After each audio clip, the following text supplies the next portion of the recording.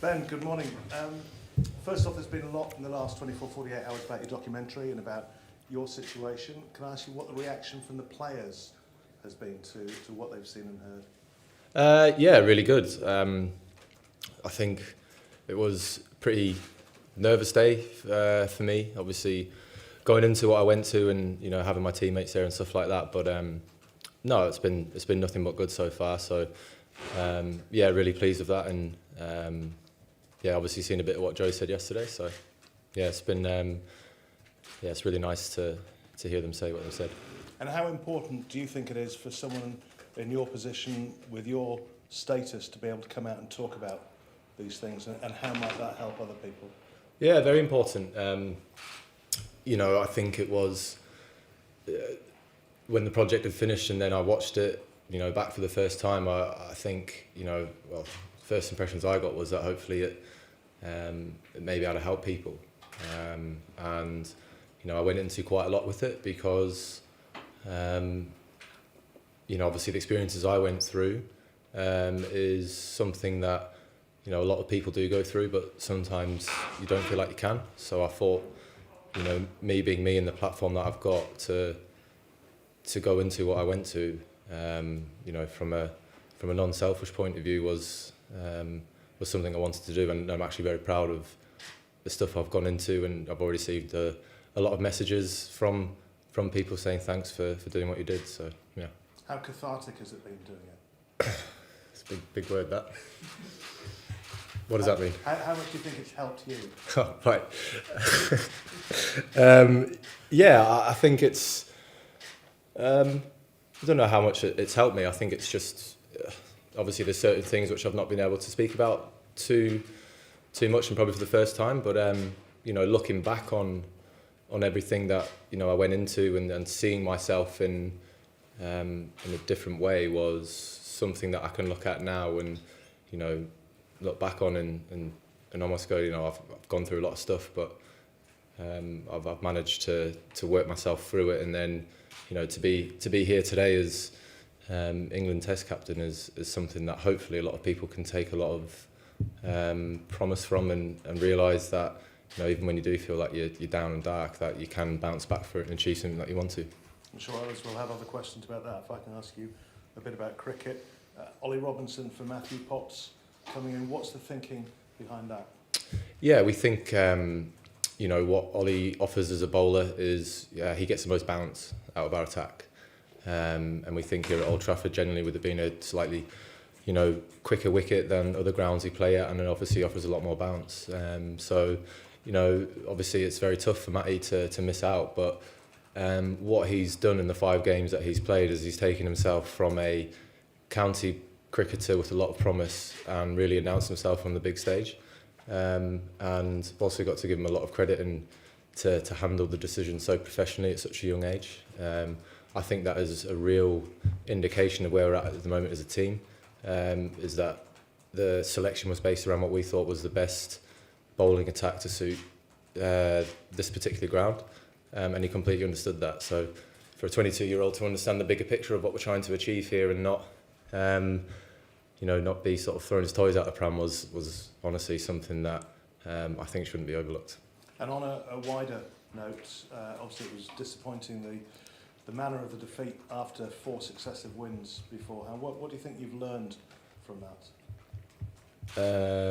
Well, I think what we've learned from ourselves is that that you can't always go out there and perform how you want to perform, but we know that the address us to the game was like, look lads, we've obviously not performed to anywhere near the capabilities that we want to, and know we can, but it's not something that we're going to take it backward steps from. South Africa were better than us in that test match, and that's fine. That sport is set up for someone to be a winner and someone to be a loser, and we're going to be focusing on this game and the next game, and obviously we want to win the series 2-1. Thank you, good luck. No worries, thanks. We've got Will and then Rory and then Will. Ollie's had a kind of difficult year. He hasn't played so far. I don't think. How has he been since you've had him back in the squad for the Lords? How's he seemed to you? How's he bowling? Did he look like a kind of bowler you saw last summer, I guess? Yeah, Ollie's Ollie's a very popular member of the group in a very short space of time, considering he made his debut last summer. But he's fitted right back into the group, even though he's had a long time out, and he's deserved his call back up to the squad initially. And everything that we've seen, in the training days and how he's been around the group is exactly what we want. I think we all know the quality of a bowler he is, because when he's played for England, his skill set is incredible.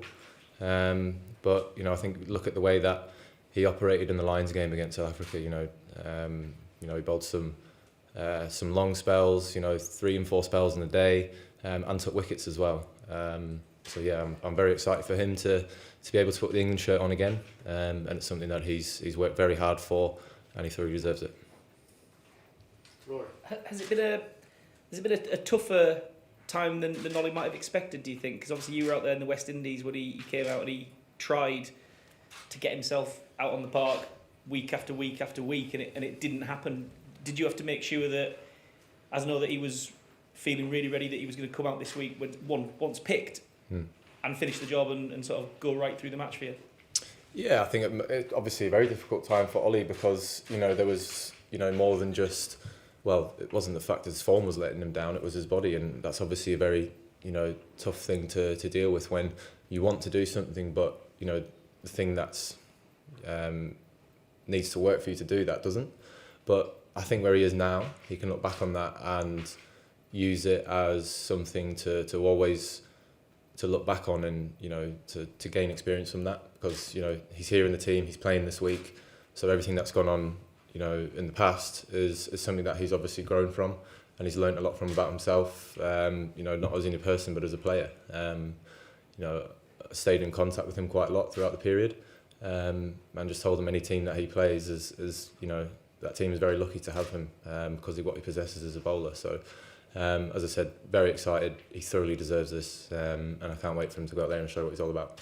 And just on the documentary, obviously he drops on Friday during the Test match. Would you expect the South Africans to have a watch when they go back to the hotel? Would you be doing that if it was the opposition captain? I probably wouldn't, no, but I don't know. Not sure.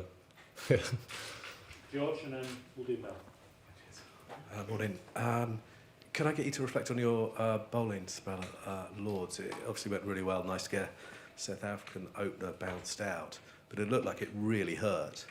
Where are you with your body, with your knee, and what's the long-term prognosis for your bowling?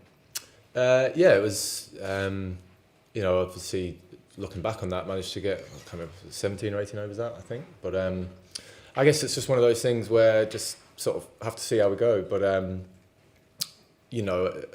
I don't think a bowler's ever bowled without pain, really. And it's something that I am able to manage and understand sort of where I am at, especially if, I am bowling and, it does start to flare up, but I know I can do it. I know I can get through that. And sometimes it looks a little bit worse than what it is because of how I have to offload it once I bowl, if that makes sense. But yeah, some days good, some days bad. I bowled at the back end of the day without any strapping on and it was absolutely fine. So it's almost like roulette. I don't really know what I'm going to get sometimes, but yeah, it is what it is. And just on the selection, is it fair to say that bowlers are left out a wee bit easier than batters? No, I think I guess when you look at a wicket, you never really know what it's going to do. And you've obviously got to take into account, previous times you've played here, and we've always felt that Old Trafford is one of the quicker wickets that does offer a lot more bounce. So when you look at, what Ollie Robinson possesses as a bowler, one of his real key assets is how much extra bounce he gets compared to the other bowlers in our squad. So hopefully the wicket bounces, or I look a bit stupid by picking him, but no, he's that's the reason why, because of all the previous stuff that's gone on here at Old Trafford. So yeah, we obviously picked the team which we think is going to enable us to win the Test match. Mel, go ahead. Thanks. Just a couple on Ollie Robinson.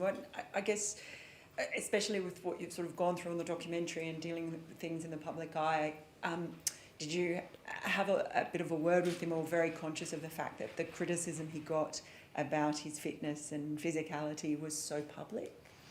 Yeah, look, I was very honest and truthful with Robbo, because I feel, you know, if that's, you know, something that people deserve, especially when I'm sort of someone who's in charge and, you know, has a big influence in what the team says. So rather than just trying to have a conversation to not, I don't know, just to get through it easy, I'd rather just let them know exactly where I stand, because then it enables them to go away to really work on what has been asked of them. And all I can say on Robbo is that he's done that to, you know, the absolute extreme. He really has worked hard behind the scenes, which is something that's probably not going to get reported, unfortunately. But look, I think, you know, when you are in the position we are in as, you know, international cricketers and stuff doesn't go wrong, obviously it's very easy to get put out there. But something that I've made a very firm point on with the team and stuff like that is just remember what we say to each other in this dressing room is what is the most important thing. Let's not try and let outside noise or anything try and get into here and influence what we do.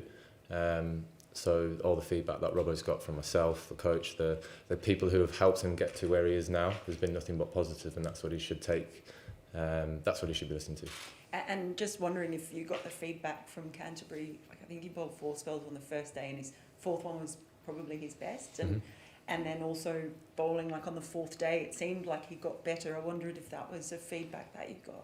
Yeah, it was. I was actually away on 2 days break with Claire and the kids in London, which Claire didn't appreciate me tuning into the YouTube stream to watch. So, but no, all the feedback I got from, I think it was great that Baz actually went down for the whole week as well, to not only, you know, see what the sort of the next in line guys are all about, but to also send the messages down to Lions Group from where we are. I think that's very important as well, is to get everything that we're talking about in our dressing room filtered down to the Lions, to county cricketers as well, which is what he did. But, you know, all the feedback from people who were there to watch Ollie Robinson in particular was very, very, very positive. Okay, thank you. Cheers, Ben. Sweet, cheers.